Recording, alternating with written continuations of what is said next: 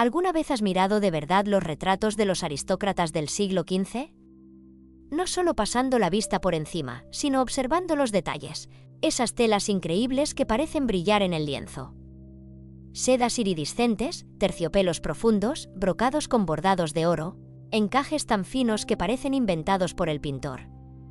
Pero no, todo eso existía en la realidad. Se llevaba puesto, se bailaba con ello, se recibía a embajadores y se decidían los destinos de imperios. Fíjate bien en esas telas, la complejidad de los diseños, la intensidad de los colores, la forma en que la tela cae y fluye. Ahora, activa el cerebro y hazte una pregunta sencilla: ¿de dónde salió todo esto? Nos han contado toda la vida un bonito cuento sobre manufacturas y telares, sobre maestros laboriosos y secretos del oficio. Los historiadores repiten como un rezo aprendido de memoria: desarrollo del comercio, auge de la industria, progreso técnico. Suena lógico, ¿verdad? Suena tan convincente que ni siquiera se nos ocurre verificarlo. Pero basta con rascar un poco, empezar a contar, cruzar datos, y toda esa bonita imagen comienza a desmoronarse. Hoy vamos a hablar de algo que prefieren callar en museos y libros de texto: el paradoja textil que pone patas arriba todo lo que creías saber sobre la llamada Edad Galante. Empecemos por lo más simple, las matemáticas, que por alguna razón nadie se ha molestado en calcular. Un solo vestido de gala para una aristócrata requería entre 15 y 25 metros de tela. No es exageración, son datos documentados en las cuentas de los sastres. Crinolinas, miriñaques, faldas de múltiples capas, colas de varios metros. Todo eso exigía una cantidad descomunal de material. Catalina de Médici, según registros conservados, poseía 405 vestidos. María Antonieta cambiaba de atuendo hasta 4 veces al día, y su guardarropa se renovaba con cientos de piezas nuevas cada año. Isabel Petrovna dejó a su muerte 15.000 vestidos. Reflexiona sobre esa cifra, 15.000. Y eso es solo una corte, un país. Ahora multiplícala por todas las casas reales de Europa, por familias ducales y condales, por damas de corte, por ricos mercaderes, por todos los que querían lucir dignos. Resulta que solo para la aristocracia francesa se necesitaban millones de metros de telas caras cada año. Millones de metros de seda, terciopelo, brocado. Año tras año, década tras década. Y ahora la pregunta que destroza la versión oficial: ¿dónde se tejía todo eso? Los libros de texto nos muestran grabados de talleres con maestros sentados ante telares de madera. Es bonito, atmosférico, pero absolutamente irreal en términos de volumen de producción. Un tejedor en un telar manual de la época podía producir como mucho 2 a 3 metros de tela de calidad al día, trabajando de sol a sol sin pausas.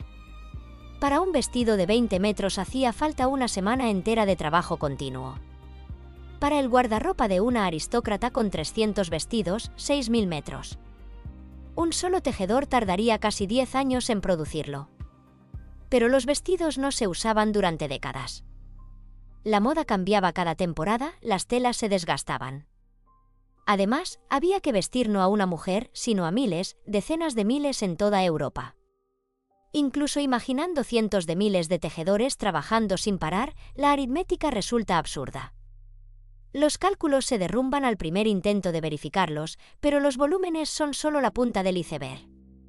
Lo realmente fascinante empieza cuando hablamos de la calidad. Visita cualquier museo de indumentaria y estudia las muestras de telas del siglo XV que han sobrevivido, milagrosamente hasta hoy. Estas telas han resistido 300 años, varias guerras, revoluciones, incendios, y siguen siendo espectaculares. Los colores no se han desvaído, los hilos no se han podrido, los dibujos se ven nítidos como si se hubieran tejido ayer. La sintética moderna se desintegra en 50 años. Nuestras mejores telas pierden brillo tras unas pocas lavadas. Sin embargo, estos materiales pasaron 300 años en baúles, en condiciones lejanas a lo ideal, y se conservan casi intactos. La densidad del tejido en algunas muestras es tal que las fábricas modernas solo la logran con telares computarizados de alta precisión. La resistencia de los colorantes es otro tema aparte al que volveremos. Pero ya está claro, no es tela común. Es una tecnología que o perdimos o nos mintieron desde el principio. Hablemos del color, porque aquí la historia oficial llega a un callejón sin salida. El púrpura de Tiro, con el que teñían telas para la realeza, se extraía de moluscos marinos. Para obtener 1 gramo de tinte hacía falta procesar 10.000 caracoles. 1 gramo, mientras que para teñir un vestido se necesitaban kilos. El carmín rojo, de la cochinilla, requería 70.000 insectos por libra. El índigo llegaba de la India en caravanas que tardaban meses cruzando desiertos y océanos. Y aquí está lo asombroso, esos colorantes duraban siglos, no se desvanecían al sol, no destiñían al lavarse.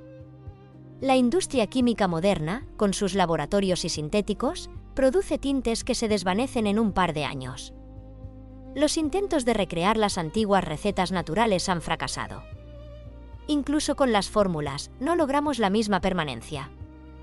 Ellos, con sus calderas primitivas y cubas de madera, creaban colorantes que superan todo lo que tenemos hoy con nuestra tecnología. ¿En serio? Esto no es maestría, es algo distinto. Ahora imagina la logística de esta locura. La seda viajaba desde China durante 6 meses por rutas de caravanas a través de desiertos, montañas y territorios de bandidos. El púrpura del Mediterráneo, el índigo de la India, el carmín de América. Los hilos de oro requerían oro, los de plata requerían plata. Todo eso había que transportarlo, almacenar, procesar, tejer, teñir, coser. ¿Dónde estaban los almacenes? ¿Dónde los documentos aduaneros de tales volúmenes de importación? En los archivos franceses del siglo XV no hay registro de la importación de millones de metros de seda cruda, necesarios solo para surtir la corte de Versalles. No hay documentos de enormes manufacturas de teñido que procesaran toneladas de colorantes. No hay evidencia de flotas comerciales dedicadas exclusivamente a las telas. Es como decir, construimos 1000 rascacielos, pero olvidarnos de anotar de dónde sacamos el hormigón. La información simplemente no existe, como si alguien la hubiera borrado deliberadamente de todos los archivos. O tal vez nunca existió, porque ese comercio a la escala necesaria simplemente no ocurrió. Y ahora lo más escalofriante, la tecnología para crear los diseños. Las telas jacquard que se usaban en el siglo XV tienen una complejidad ornamental que requiere programar un telar. Joseph Marie Jacquard inventó oficialmente su telar de tarjetas perforadas en 1804, y se considera una revolución en el tejido. Pero telas con la misma complejidad de patrones existían 100 años antes. Brocados de doble cara donde el dibujo coincide perfectamente por ambos lados. Ornamentos geométricamente precisos que se repiten sin error en decenas de metros. Crear eso a mano es físicamente imposible. El ojo y la mano humana no son capaces de tal precisión. Los expertos museísticos modernos, al estudiar estas telas bajo microscopio, se encogen de hombros. Repetirlo manualmente es imposible. Se necesita precisión mecánica o una tecnología de la que no tenemos ni idea. Pero la ciencia académica mantiene su versión. Todo lo hacían siervos en telares de madera a la luz de una vela. ¿O tal vez Jacquard simplemente copió lo que encontró en viejos almacenes? ¿Tal vez su invento fue ingeniería inversa de artefactos de una civilización anterior? Los hilos de oro y plata en las telas del siglo XV son otra historia que los historiadores prefieren evitar. No son solo fibras doradas o plateadas. Son auténticos hilos metálicos ultrafinos tejidos en la tela.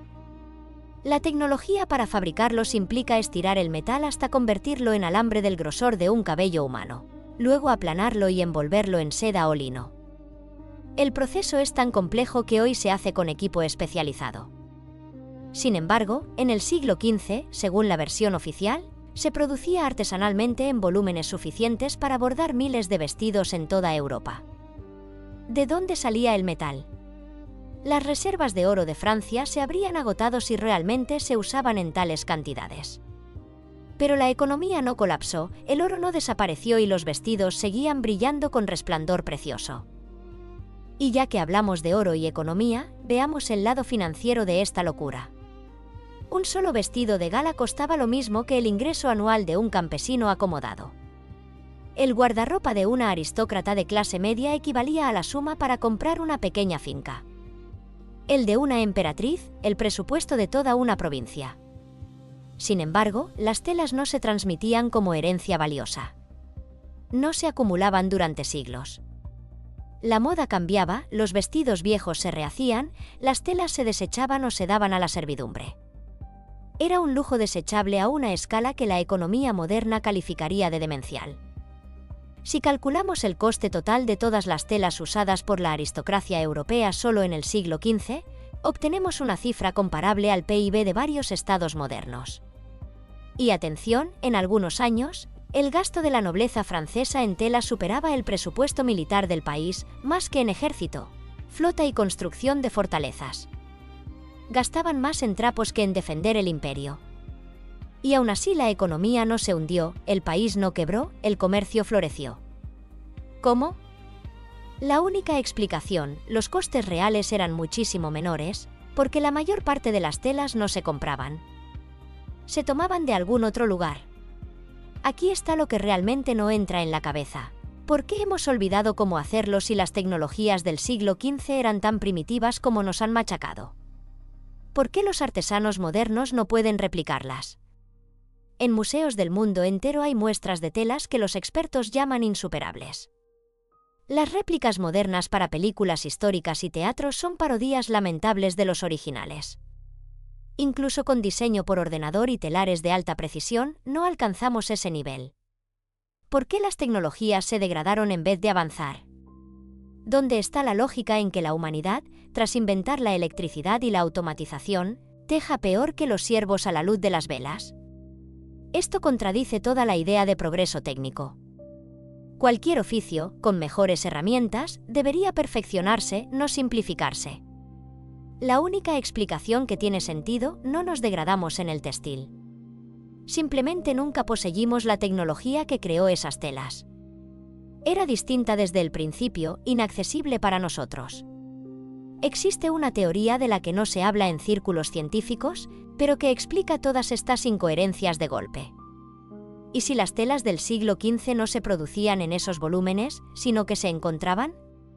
¿Y si los aristócratas no encargaban la mayor parte del material a manufacturas, sino que abrían almacenes de una civilización anterior? Suena loco, pero veamos los hechos con esa lente.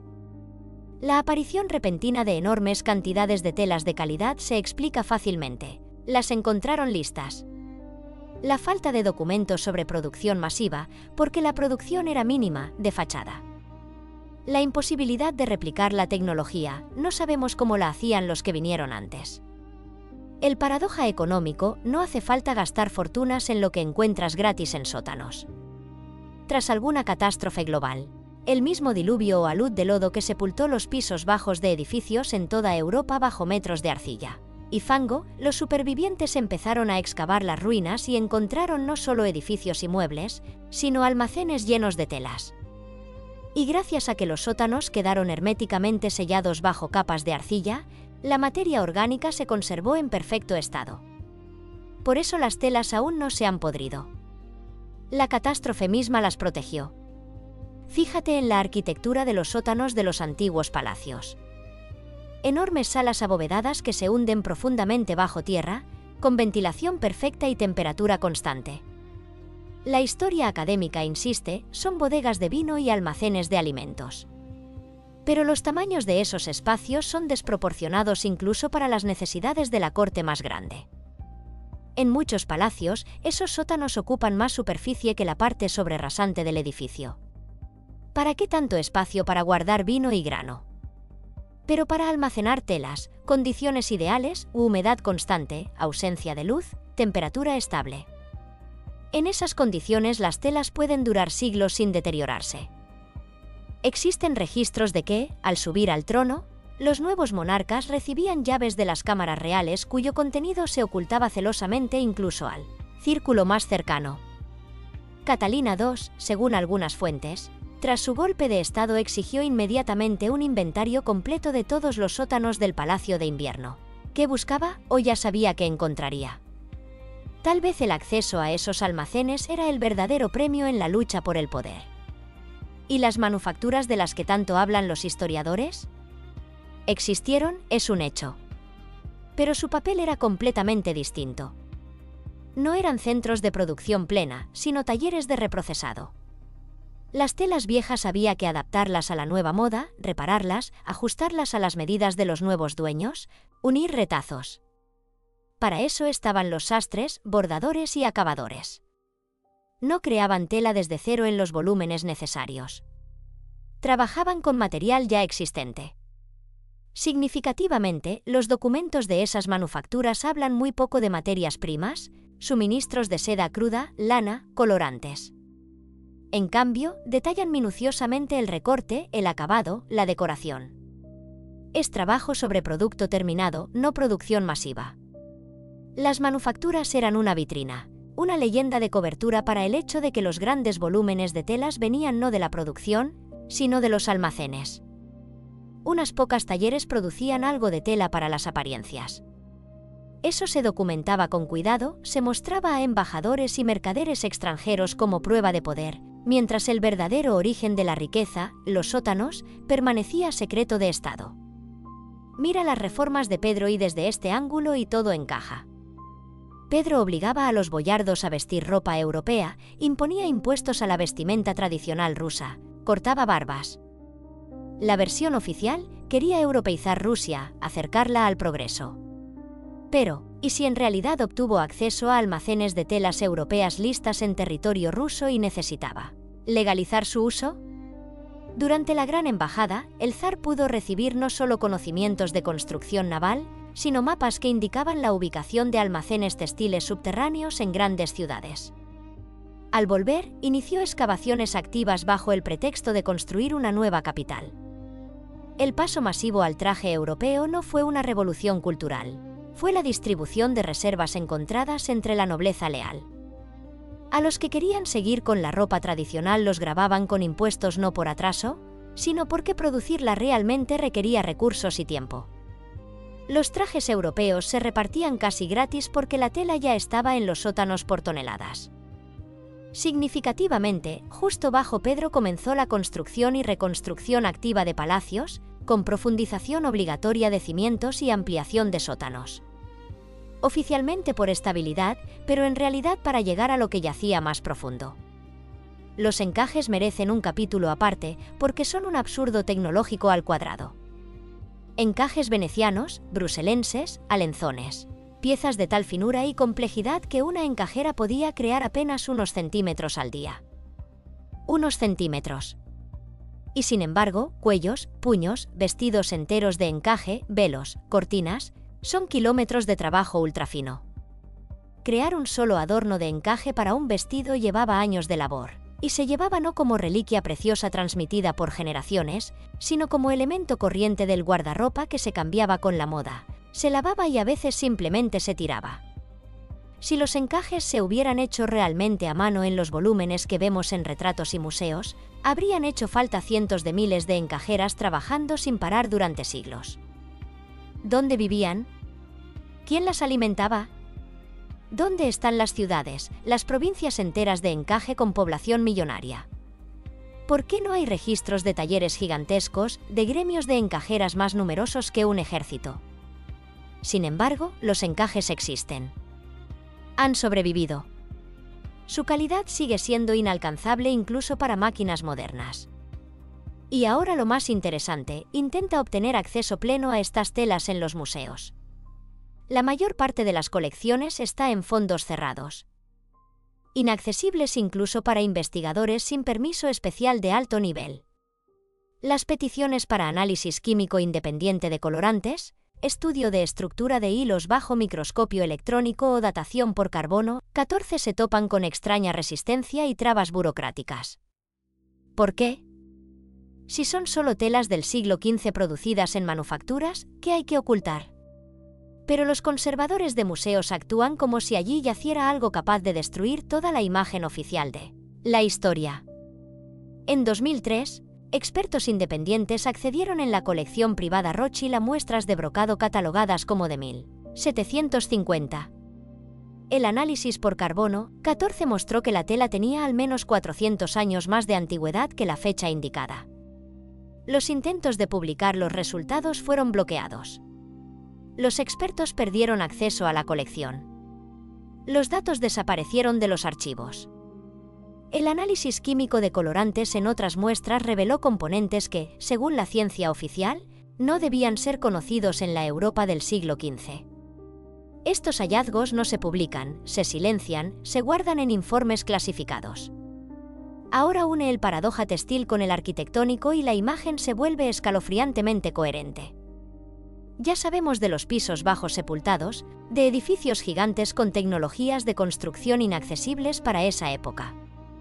Y las telas y la arquitectura son un sistema unitario de una misma civilización. Los interiores de los palacios estaban completamente drapeados con telas. Paredes forradas de seda, por todas partes gobelinos, cortinas, baldaquinos. No eran simples adornos, eran parte de la construcción de las habitaciones. Elementos de acústica y aislamiento térmico. La arquitectura se diseñó desde el principio pensando en esas telas. Las habitaciones se crearon para ellas. Pero si los edificios no se construyeron en el siglo XV, sino que se encontraron listos y se excavaron, entonces las telas formaban parte del mismo hallazgo. Los palacios se desenterraban ya amueblados, con interiores preservados donde colgaban gobelinos en las paredes y en los baúles había kilómetros de tela. Los nuevos dueños simplemente tomaban lo que encontraban. Tal vez limpiaban, reparaban, adaptaban a sus necesidades. Esto explica por qué el estilo de las telas coincide tan perfectamente con el de la arquitectura, hasta los detalles ornamentales más pequeños. Fueron creados juntos por una misma civilización, una misma tecnología, como partes de un único proyecto artístico. Luego llegaron otros, recogieron la herencia ajena y durante 300 años la hicieron pasar por propia. Mira más de cerca los retratos de gala, olvidando todo lo que te han contado los historiadores del arte. ¿Por qué los pintores dibujaban con tanto cuidado, con precisión fotográfica, cada pliegue de la tela, cada hilo de bordado de oro, a menudo con más detalle que los rostros de los personajes? En algunos retratos, la tela está tan detallada que se pueden distinguir hilos individuales del tejido, mientras que los rasgos faciales están difuminados o simplificados. No es solo alarde de habilidad del artista. Es documentación de un artefacto. El pintor registraba lo que consideraba realmente valioso e importante. No al hombre, sino a la tela que llevaba puesta. No entendía del todo la tecnología detrás de esas materias, pero sentía que era algo excepcional, algo que había que preservar con la máxima exactitud para la posteridad. Significativamente, cuanto más lejos del siglo XV, más simples y burdas se vuelven las telas en los retratos. En el siglo XIX ya vemos una simplificación evidente. La calidad cae, la complejidad de los diseños disminuye, el detalle se reduce. Las reservas se agotaban. Lo que se encontraba en los almacenes se iba gastando poco a poco, se desgastaba. Se perdía en incendios y guerras, y reproducir un nivel digno simplemente no era posible. Por eso a finales del siglo XIX entró en moda la simplicidad deliberada. No porque la élite lo deseara, sino porque se acabaron las verdaderas telas del pasado y no se podía imitar cualitativamente su producción. La historia oficial del comercio textil está llena de lagunas enormes. La ruta de la seda, por la que supuestamente se transportaba tela desde China a Europa. Existía desde hacía miles de años. Pero precisamente en el siglo XV, cuando el consumo de seda alcanzó escalas nunca vistas, no hay registros de caravanas de ese tamaño. ¿Dónde están los registros aduaneros de Persia? ¿Por dónde debía pasar todo ese flujo? ¿Dónde los documentos de cientos de caravanas anuales necesarias solo para abastecer Europa? Las casas comerciales venecianas y genovesas, que monopolizaban el comercio mediterráneo, deberían haber manejado volúmenes colosales de seda. Pero sus libros contables conservados muestran cifras decenas de veces menores que el consumo real. ¿Dónde están los barcos que transportaban toneladas de índigo desde la India cada mes? ¿Dónde las flotas que traían carmín de Nueva España? Los archivos navales de las potencias europeas guardan meticulosamente registros de cada barco de guerra, de cada envío de oro y especias, de sumas de seguros y pérdidas por piratas. Pero sobrecargas textiles en la escala necesaria para la aristocracia, silencio sepulcral. Como si ese comercio en los volúmenes requeridos nunca hubiera existido, porque no existió. Las telas no venían de ultramar, se tomaban de debajo de la tierra, de debajo de sus propios palacios. ¿Qué pasó con quienes crearon esas telas y las increíbles tecnologías de producción? La misma catástrofe que sepultó los pisos bajos de las ciudades bajo metros de arcilla y fango. Un diluvio, una luz de lodo, un cambio paisajístico de escala planetaria. Llámale como quieras, la esencia no cambia. Una civilización que poseía tecnologías textiles avanzadas que aún no podemos replicar fue destruida o obligada a abandonar esos territorios. Quedaron ciudades, palacios, almacenes, depósitos con toneladas de producto terminado. Tras algún tiempo, quizá décadas, llegaron otros, los que ahora conocemos como la aristocracia del siglo XV. Encontraron ciudades llenas de tesoros, incluyendo enormes reservas de telas en perfecto estado gracias a la conservación hermética bajo capas de arcilla. Comenzó el gran reparto del botín encontrado. Quien controlaba los almacenes más grandes era proclamado rey o emperador. La escala de la riqueza descubierta determinaba directamente el lugar en la nueva jerarquía de poder. De ahí la aparición repentina de dinastías de la nada y los brutales conflictos por territorios que, a primera vista, carecían de valor estratégico. Allí estaban los grandes almacenes. Durante los siguientes 150 años, la humanidad consumió metódicamente ese legado, olvidando gradualmente su verdadero origen e inventando cuentos cada vez más elaborados sobre manufacturas, oficios y su propia grandeza. Vivimos en un mundo donde la historia oficial es un encaje de mentiras con 1.000.000 de agujeros, a través de los cuales asoma una realidad completamente distinta. El paradoja textil del siglo XV es solo un hilo, tira de él y puedes deshacer toda la construcción. Los vestidos y jubones de esa época no son solo ropa, son pruebas materiales de la existencia de una civilización cuyas tecnologías superaban todo lo que tenemos hoy. Cada metro de seda conservado, cada encaje, cada hilo de oro nos grita, no fue así. Pero el sistema educativo, los museos, la ciencia académica siguen insistiendo en su versión, ignorando matemáticas, lógica y sentido común. Les resulta más cómodo creer el cuento de los tejedores laboriosos que admitir que la historia de los últimos siglos es un mito reescrito sobre saqueadores que desvalijaron los almacenes de una civilización desaparecida. No tienes que creerme. Más aún, te insto a dudar de todo, incluidas mis palabras. Pero antes de desecharlo, haz una cosa sencilla. Coge una calculadora, cuenta los metros de tela por vestido, multiplícalos por la cantidad de vestidos, añade el tiempo de producción de un tejedor. Las cifras no cuadrarán, la lógica se resquebrajará y entonces sentirás que te han mentido toda la vida. Si esta información te pareció valiosa, si quieres seguir excavando y descubrir nuevas capas de engaño, suscríbete al canal, dale like si crees que la gente necesita verdad y no cuentos de libro de texto. Y escribe en los comentarios sobre qué otros paradójicos de la historia oficial te gustaría conocer. Tal vez juntos reunamos suficientes hilos para desenredar todo el nudo de mentiras en que han envuelto nuestra verdadera historia. M.